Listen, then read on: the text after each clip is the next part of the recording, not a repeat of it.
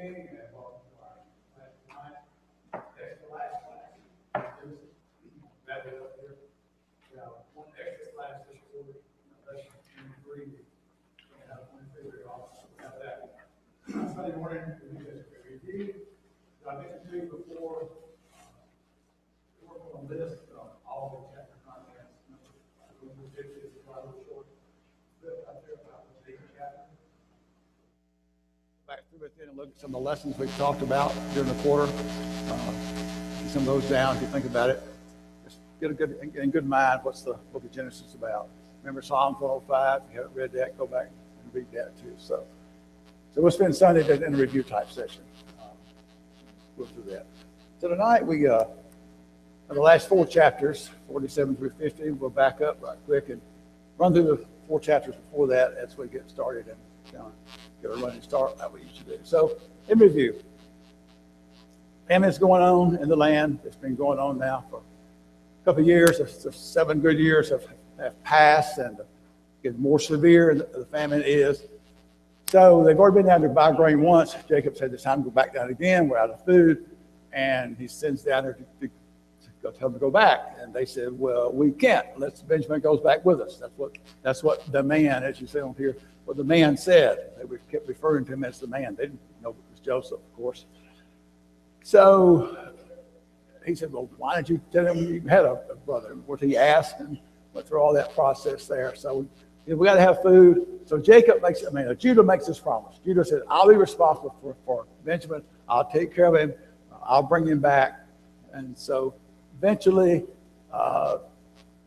Jacob relents, said, we got to have food. So go back to the man, take double the money, take your money you got put back in your sacks last time, take that money back with you. And Simeon, of course, is back in jail, in prison down in Egypt. And Jacob just says, maybe I'll get Simeon back, and maybe you can bring Benjamin back. But if it doesn't, we got to have food. So if I'm bereaved, I'm bereaved. I have no choice. So I've got to send back. We got to have food to eat. So he's worried about Simeon. Where's he? Worried about Benjamin getting back. So that's the big thrust here as they go. So they get back down to Egypt, and they go in before Joseph, of course not known as Joseph, and he sends them over to his house, tells the servant to go kill an animal and prepare a meal for him. The brothers then are very much afraid. He's going to get them over there and make servants out of them, they think. So they go over there, and as they get in, they start telling the steward about the fact that they brought their money back from last time. We didn't know why it's back in our sacks. They start trying to talk to him and make sure everything's okay and work on it, and he's telling them, go on in, don't worry about it. So they get these presents ready. They brought Jacob sent the presents back to the man from the land of Canaan. They get all that prepared for Joseph. So noontime comes, a noon meal, and Joseph comes in. They all bow down before him, again, as they have before. And Joseph asked the same question he'd asked him before. Is your father well? The old man of which you spoke, is he well? Is he alive still? And they assure him that he is. And then he sees Benjamin. Of course, he would have known Benjamin because he wasn't there the first time.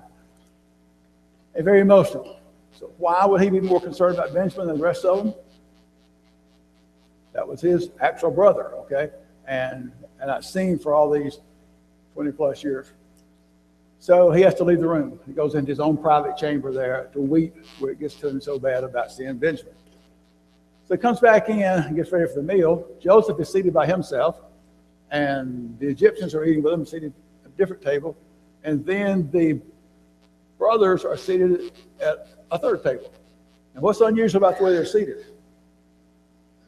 Order by age. Okay, now how would those Egyptians know to put them in order by age coming down through there? I mean, if you're sitting there and one of those brothers look down the line and you realize what's going on, it'd be kind of unusual and strange for them to see that. So they finish the meal. Simeon's brought back out to them. They're all there together. And Joseph sells them the grain and sends them back on their way. They tells the servant before they leave to put his silver cup, his special cup, in Benjamin's sack. They get down the road, not very far, just enough to be gone. And he sent the servant after him. And he comes up here and says, why did you steal my master's cup?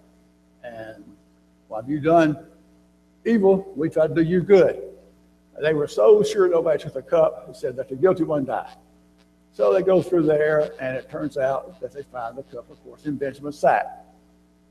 And they're in total disbelief as they go back and face Joseph. And this Benjamin going back, they all go back because Benjamin, they got to take care of him. So they go back and try to figure out how to cure themselves. Joseph tells them, everyone can go except the guilty one. Well, that's not going to work because they got to make sure he gets back. Benjamin's my slave, he says. So Judah, who has guaranteed his return, speaks up and gives this, I think it's a heart-wrenching, gut-wrenching speech filled he gives to Joseph. And he starts talking to him about our father being old, and Benjamin is the son of his old age, and his brother is dead, and he's special to him, and if we return without him, our father's going to die, and let me stand in his place, let him go back, and makes this spiel to Joseph. Well, this just gets to Joseph, and it's time to do something about it. So he sends everyone out of the room, and he gets the brothers together, and he says, I am Joseph. And I said it last time, there's two or three places you got to kind of put yourself in their place and get the emotion of what's going on here. Just put yourself in the place of those brothers when Joseph reveals himself. Almost hard to believe. Does my father still live? He asks again about him. So they're in total shock. A lot of weeping. He falls on Benjamin's neck and weeps, and Benjamin weeps on his neck. And he tells them that, it's all God's providence. We talked about that already. He sent me here to preserve life. So he said, there could be 5 more years of famine. You didn't send me here. God did. I'm like a father to Pharaoh. Go back and get my father and bring him here to this land. So Pharaoh hears about it, and he offers assistance. Here, take these carts back, go back and bring them here. We'll get the best of the land and of Egypt there. So they go back to Jacob. And this is the next emotional thing you got to think about. When they go back to Jacob and tell him Joseph's still alive, that's one thing. What's number 2? He's what? Ruler of all Egypt. I mean, you believe that? So obviously Jacob didn't believe him. They say one version says his heart stopped, the other says his heart stood still. Like you can imagine that. So he sees the carts. He's convinced that what they're telling is true. So he goes back and he says, I will see my son. I'll go see him before I die. So they say, go back. They stop in Beersheba. He offers sacrifices. God appears to him and tells him to go on down to Egypt. I'll make you a great nation there. Remember the promises. One of them's a great nation. And I'll bring you back up out of there. I'll be in the nation there. So all his possessions, they all moved into Egypt. 70 people go down. They come to the land of Goshen, which we'll see on the map just in a minute. And Joseph comes out to meet him, and Jacob says, I'm ready to die. I've seen your face. I know you're alive, and I'm ready to die. He doesn't die yet. We'll see that in a minute on the chart. He says, when Pharaoh talks to you and asks you what your occupation is, tell him you're shepherds, because shepherds are an abomination to the Egyptians. That'll make them keep you in a place separate from them, get that intermixing from going on there. So we talked about some of the lessons out of there. Guilt, the brother's guilt, what they had done to him there, his forgiveness of them, God's purpose in all this. And went through several slides and talking about forgiveness and how our forgiveness is dependent on our forgiving others. From the Matthew chapter 6 here, when it teaches that if you don't forgive others, you won't be forgiven. Peter asked how often to forgive, 7 times, no, 70 times 7. Talked about that. Ephesians 4, put away all these evil things there and be kind to one another, tenderhearted, forgiving one another, just as God in Christ has forgiven you. And this passage from Colossians 3, again, forgiving one another. If somebody has complained against another, like Christ has forgiven us, we're to forgive them. And we took that and kind of broke it apart a little bit. Idea is, if the other man has occasion of complaint against us, we're ready to forgive him. In our heart, we forgive and not hold anything against him, no malice, whoops, one more. And do him good, just like the complaint had never occurred. That's what true forgiveness is. That's what we want from God. Therefore, that's what we should give to one another. It's complete and total forgiveness. Be willing to declare that forgive him when he asks, and always to treat him as kindly, just like he had never happened. That's hard to do. We know it's all hard to do. But That's what forgiveness is all about. To put it behind us, to treat the brother with no malice and move on. Like Christ forgave us freely, entirely, and to remember it no more. That's what we want Christ to do for us. That's what we got to do for our fellow man. So that's kind of what we talked about last time, getting into Egypt, appearing before Joseph, revealing who he is, and then his forgiveness toward his brothers.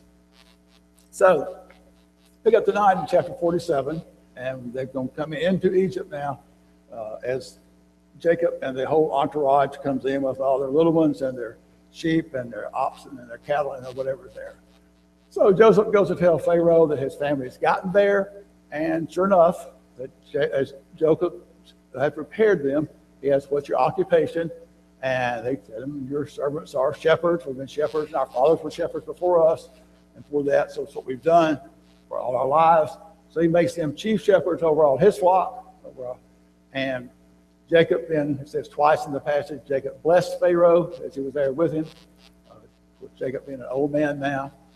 Here's the land where they were, right up at the very mouth of the Nile River as it comes up through here.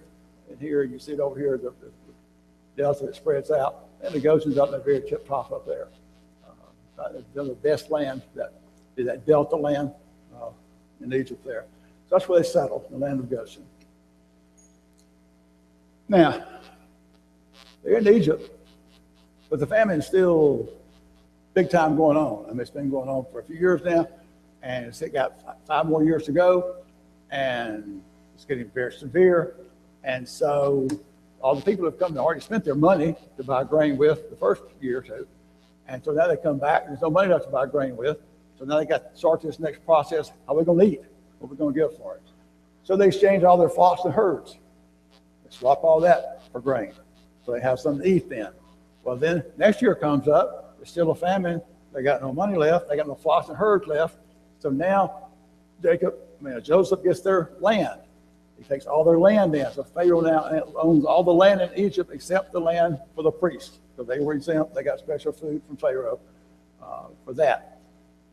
So they get to keep, people do 4/5 of the crop that they may grow for seed and for feeding their family. 1/5 comes to Pharaoh as their taxation then.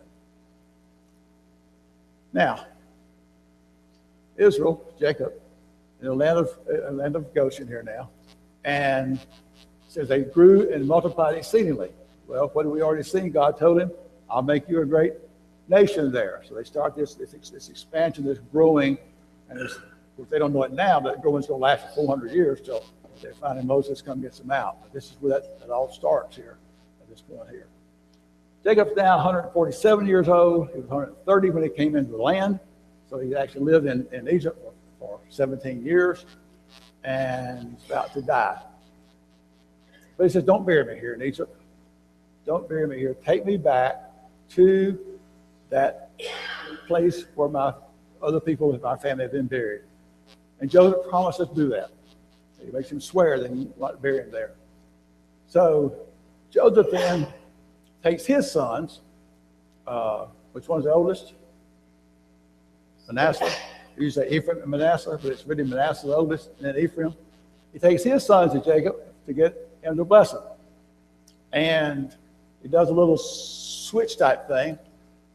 Joseph gets him by the hand, and he puts Ephraim in his right hand and Manasseh in his left hand. So he walks up to his father, Jacob. As he reaches his right hand out, it will be on Manasseh's head, the oldest, and his left hand will be on Ephraim's head, the youngest. What does Jacob do when he starts to bless him? He crosses his hands, not opposite. And Joseph tells him, no, that's wrong. He says, no, that's right. The younger is going to serve the older. So he takes them and says, they shall be as my own sons. You're going to get, these two will be as my own sons, as far as the inheritance is concerned. That Ephraim's the younger and he'll be the greater.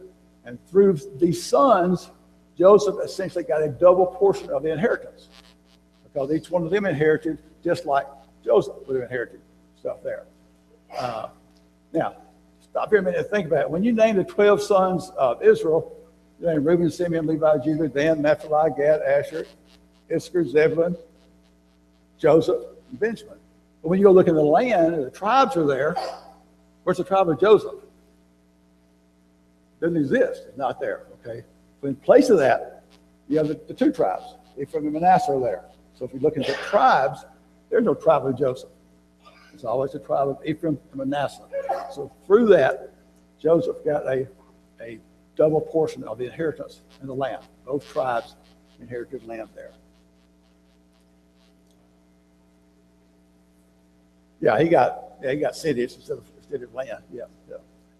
Now, this next little part is kind of trite and boring, I almost like to read through. But let's go through some and look at some of these things here. A couple of them are kind of got some important things. All the sons come in to Jacob before he dies to be blessed. And the chapter goes through here and it names each one of them and what Jacob said to each one of them. So I got a little summary on the screen here, so we'll just kind of run through these. Or if y'all see it through me again, all where to get here exactly. All right, Reuben. They're going in age order. When he brings them in and talks to them, he's going to list them in age order. Reuben's the oldest.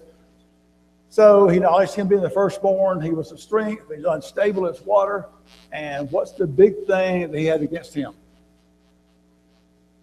He went into his father's bed. He slept with his father's, one of the handmaids, his concubines, with Bilhah, and committed fornication with her. And Jacob reminds him of that as he goes through here. Then Simeon and Levi are dealt with together. So they're cruel, they're cursed with their anger and their wrath, their fierce cruelty. They'd be divided and scattered. What did they do? They killed all the men in Shechem because they had defiled their sister Dinah. Remember that? And so he remembers that. And he deals with them because of what they had done. That's Reuben, Simeon, and Levi. Well, who's next? Judah is. All right, this is a verse. It's like one of those got-to-know verses now. You need to mark Genesis 49:10. Get it in your mind. It says the scepter will not depart from Judah until Shiloh comes. Speaking of Christ coming. Shiloh means peace. Christ is the Prince of Peace. And this is another forecast prophecy that through Judah's heritage, his descendants is where Christ would come. We've already talked about that a couple lessons back when we talked about Jacob's sons through Tamar, who he went into, which is really his daughter-in-law. Remember that? Had the two sons, one of them Perez, the younger, and that's who the lineage of Christ comes through. So it's Abraham, Isaac, Jacob, Judah. You start looking at the lineage there. So 49:10 is a verse you need to look at and remember. Through Judah's lineage is where Christ came. The others now, Zebulun would dwell on the sea and ships. Sidon's mentioned here. Remember Tyre and Sidon, where they are on the coast up the north part of Canaan. That's where Zebulun's territory is. Up there, it mentions that here. Issachar, like a donkey carrying burdens. Don't really know what all meant by some of these. Dan would be a judge. Samson comes from the tribe of Dan, the judge there. It'd be like an adder, by the way, like a snake in the grass. The prophecy about him. Gad, a troop would overcome him. He would overcome in the end. Asher, bread would be fat. He would yield royal dainties. Again, I'm not sure what all these mean. Naphtali, like a deer or a hind, it says in some translations, let loose. He would give godly words. And then Joseph, he comes to him. Joseph would be a fruitful bough, be made strong by God, even though others hated him, which we've already seen that. Brothers hated him, but he made strong by God, and his blessings would prevail upon him. The double blessing given to his two sons. And then the youngest is Benjamin, like a ravening wolf, and mourning divides his prey and divides his spoil. So you read through those different things he said about his 12 sons as they go through them. Now, Jacob's about to die. He's already talked to Joseph about it. Don't leave me here. Take me out of this place. And he says, I want to be buried back in Canaan in that tomb in the field of the cave of Machpelah that Abraham had bought from Ephron the Hittite. So he remembers that place, wants to be buried there. Now, question, who else is buried there? It actually lists them here for you. You're going to go back and remember. But who? Leah is there, okay. She'll be the most recent woman of. Who else? Sarah was? Who else? Abraham was. Abraham, Sarah, Isaac, and Rebekah. Those are four kind of easy. Abraham, Sarah, Isaac, Rebekah. And then the other one is Leah. So we know 5 that were buried. Don't clicker. Other 5 that were buried there. Now, one name that seems to be missing there is Rachel. Why was she not buried there? She died in childbirth, remember, and having Benjamin on the way to Ephron or Bethlehem there. So she had died in the process of moving down through there. So she was not buried there. So he wants to go back and be buried here with these others there. So when he dies, the Egyptians embalm him. How long did it take to embalm somebody? 40 days, it reads there. 40 days it took this embalming process to go on there. And then they mourn for him 70 days. So this long, big process here of mourning for the father of these 12 sons. Then they go back to Canaan for the burial. And Joseph goes in, appears before Pharaoh, tells him what his father's asked for. Pharaoh says, if you swore to him to do it, then go get it done. And he sends all the brothers go back. The little ones are left there, and the flocks. A big company goes back of Jacob's people. And then it seems because of Joseph's position, a number of Egyptians went back with him. And they go back and they mourn for him again there a period of time. And the burial takes place in the cave there. Now, with Jacob gone, they're back in Egypt now. So what's on the brothers' mind now? What's going to happen to us now? As long as our father was alive and Joseph brought him down here, he kind of might not want to do anything to upset our father, but now that he's out of the way, we really did treat him bad, or badly, whatever the right word is there. So they come in to plead with Joseph. And Joseph did not harbor any hard feelings toward them. The forgiveness we talked about last time was true forgiveness. He says, don't be afraid. Am I in the place of God? I'm not going to judge you for what you've done. You meant it for evil. And did they? They certainly did. They meant it for evil against him. They hated him. Remember those words back there we talked about? They hated him. But God meant it for good. So he sent me here to bring this day to keep people alive. So even though you meant evil out of it, God had a plan. God was carrying out his plan. We didn't understand it. And yeah, it was evil on your part, and it was not pleasant on Joseph's part. But he realizes now that God was in control and he was doing that. So he had no intention of revenge for there. Now, Joseph has a request. He's going to die soon, and he has a request for him. He says, when you leave this place, think about that. When you leave this place, that will happen for 400 years. But Joseph makes that comment. When you leave this place, take my bones with you. Take my bones up out of here. He didn't ask to be back and buried like his father was. But when you leave this place, take my bones with you out of here. The Egyptians, again, they embalmed Joseph and placed him in a coffin. He's 110 years old. He did not live as long as some of his forefathers had, not as long as Jacob had, not as long as Abraham had. These others, 110 years old when he dies. Now, notice what Joseph says. Think about the promises. He says, I'm dying, but God's going to visit you and bring you up out of this land, the land he swore to give to Abraham, Isaac, and Jacob. We talked about already. Joseph was not one of the patriarchs, not listed as one of those. All the promises were made to Abraham, Isaac, and Jacob. Multiple times they were made to him. But Joseph knew about that. He said, even though I'm dying, None of those promises were made to those, our fathers, and take me out of this land when you go out.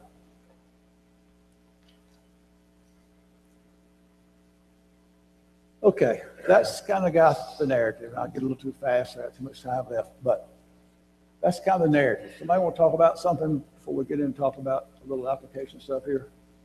What would we leave out? Anything? Something else to bring in? All right. Well, we'll talk about it for just a minute, and we'll have some time left. I think somebody has another point or two they want to make. Last time we talked about forgiveness, and Joseph forgiving his brothers. This time I'll talk a little bit about revenge. Joseph did not take revenge, but look at these questions here. Were the brothers expecting revenge after Israel died? Yeah, they were fearful. They were afraid. They went to plead with Joseph. Please don't do anything to us now. Well, was Joseph in a position to take revenge on them? Second man in command of all of Egypt. That's a pretty powerful position. I'm sure he could have got anything he would have done to him. Think about what they had done to him. Would it seem like revenge would have been justified? Seem like being the operative word there? Yeah, seems like they ought to have something coming for what they did. Why didn't Joseph take this revenge?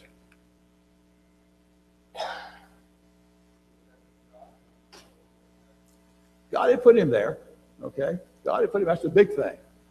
And then we talk about their forgiveness. When he saw them, who they were, he didn't bring it up. He didn't look at them, well, you do all this evil stuff to me, this mean stuff. He had forgiven them. So he realized God was in control, and the forgiveness is taking place. Let's talk about revenge a little bit for a minute. What is revenge? Sometimes we have vengeance or want to get revenge on people who hurt us.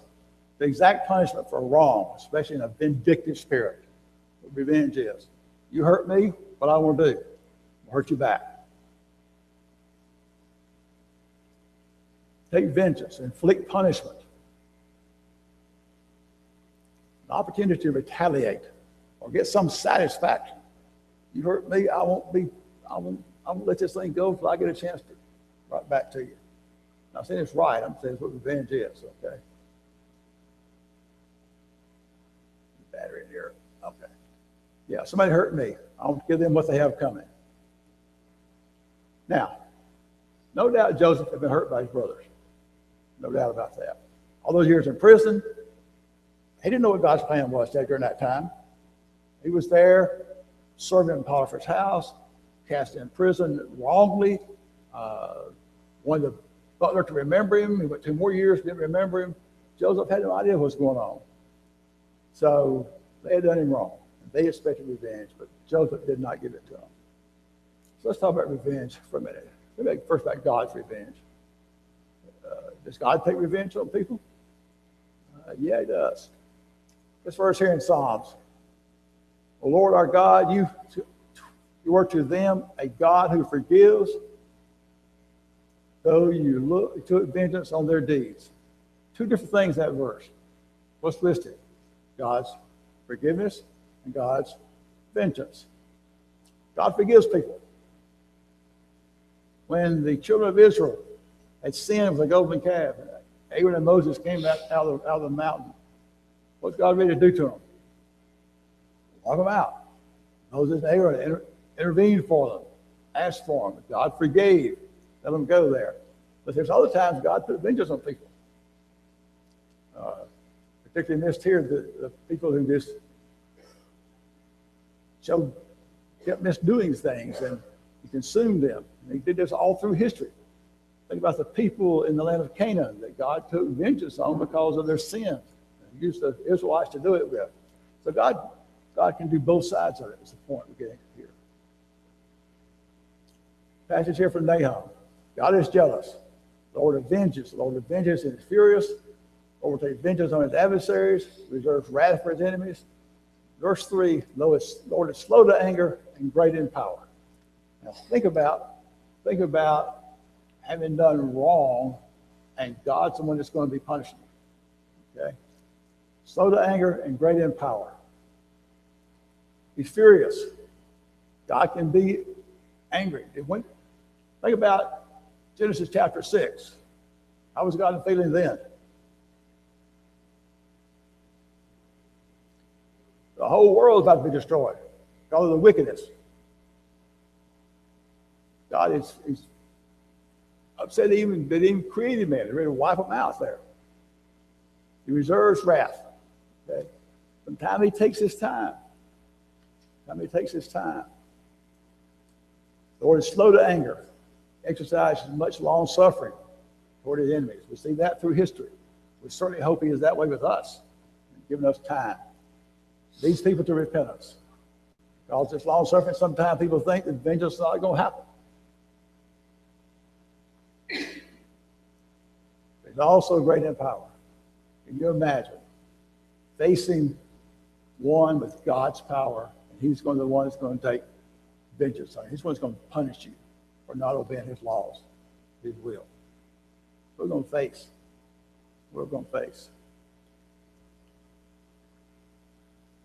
This passage from Hebrews 10, verse 30, vengeance is mine, I will repay, says the Lord, comes from Deuteronomy 32, 35. In reference to these Gentiles, the enemies of the people. And that's the one he used to the Israelites to destroy. We talked about that. But in verse 31, it follows right behind that, where it says, hands of a living God. God is powerful. God will take vengeance on those who don't obey it. Let's go to this verse here. Right here it talks about that. Flaming fire, taking vengeance on those who do not know God and on those who do not obey the gospel of our Lord Jesus Christ. Taking vengeance, inflicting punishment on the ones that either they put punishment on because they didn't know God, but also on them that don't obey the gospel. Take vengeance on them. Now, having said that about God's vengeance, his forgiveness, his long suffering, but he will take vengeance, and he's powerful when he does it. Where's our place in all that? Where's our place in vengeance? This passage here from Romans. Repay no one evil for evil. Have regard for good things in the sight of all men. Beloved, do not avenge yourselves, but rather give place to wrath. Got wrath? Put aside. Don't avenge. Don't take vengeance on people. Next verse. Your enemy is hungry, feed him. Your enemy is hungry, feed him. He's thirsty, give him a drink. Now, what we usually hear is that little last part of this verse. Heaping coals of fire on their head. But who are we talking about here? About our enemies. We're going to give them something to eat, give them something to drink. So don't you be overcome with evil, but you overcome evil with good. Don't treat your enemies, don't treat those who do you wrong with evil.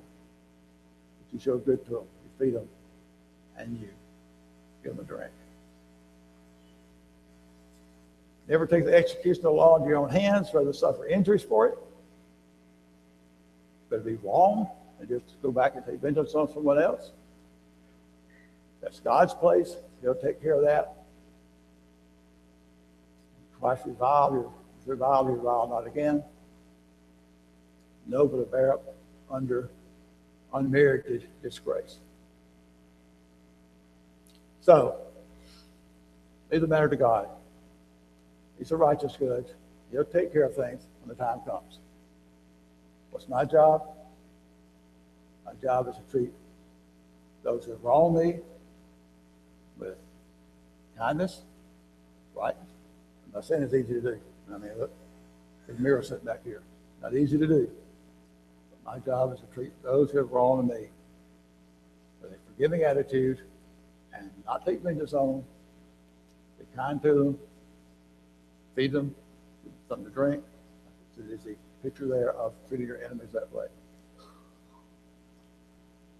Ecclesiastes 19, verse 17, admonish thy neighbor before you threaten him, and not being angry, give place to the law of the Most High God. So if someone wrongs you, you can admonish him, don't threaten him, and don't be angry with him, let God take care of it.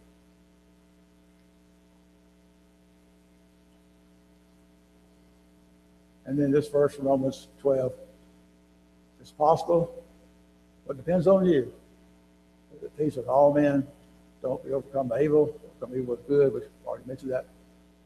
And this from Matthew 5, resist the evil person who will slap you on the right cheek. Turn the other one to him. Easier said than done. No doubt. Easier said than done. Now, let's slide up here about Joseph. So we got all this from here. We usually look at Joseph and we'll talk about an example of what? What's Joseph usually used for example for? Young man's purity with Potiphar's wife. That's the thing we usually give him and throw out Joseph as an example. Talking about what he did when Potiphar's wife kept after him and how he refused her, and the purity of a young man there. But to me, there's a big lesson here in Joseph's forgiving attitude when these brothers had treated him so bad. So bad.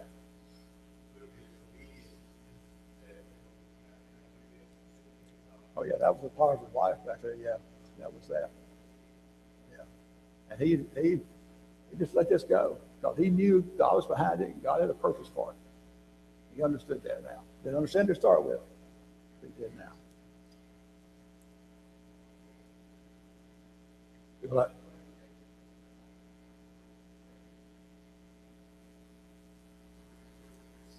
Yeah, what his son did to him, they brought that coat back and said, "Is this your son's coat?" You know. Yeah. Oh yeah. Yeah. Yeah. No. I understand. He was so glad when they told him Joseph was alive. It seems like that's laid aside. Scott's saying Jacob did the same thing.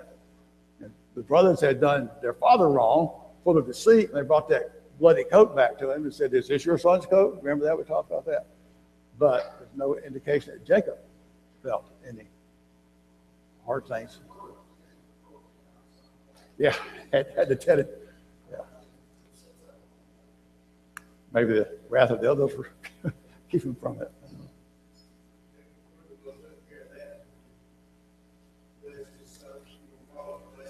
Yeah, way laid out the things there for him in that chapter. Yeah, how sorry you are and what you've done and what you've done and what you've done. Yeah. Now, it's all true. Yeah, what he talked about with each one of them.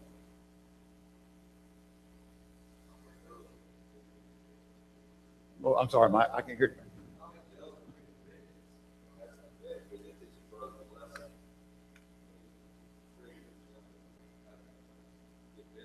Oh, yeah. Yeah.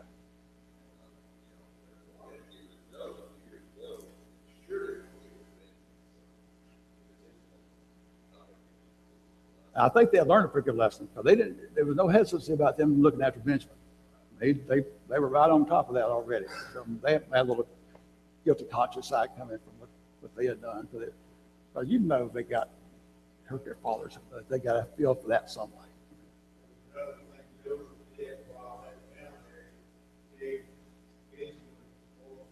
Oh, yeah.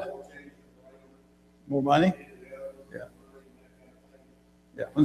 When the food comes out through there, they put all this on here. Here's Benjamin's plate to stack about this high with food, you know, type thing. Because taking care of his son. Just Doug.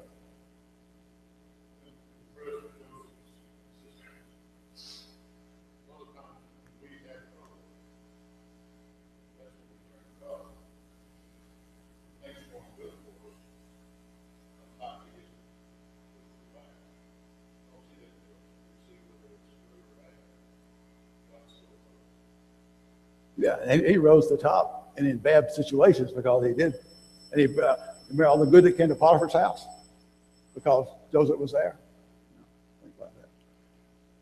Okay, Sunday, the extra class, we'll go through some review stuff, get your list of the things in each chapter. We'll talk about that.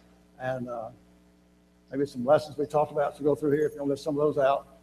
I'll try to have some slides made up with that on it. And we'll go through I think I'm going through first the review of 17 periods in the maps. I did one time before. Go back through that. that Sunday morning. Thank you.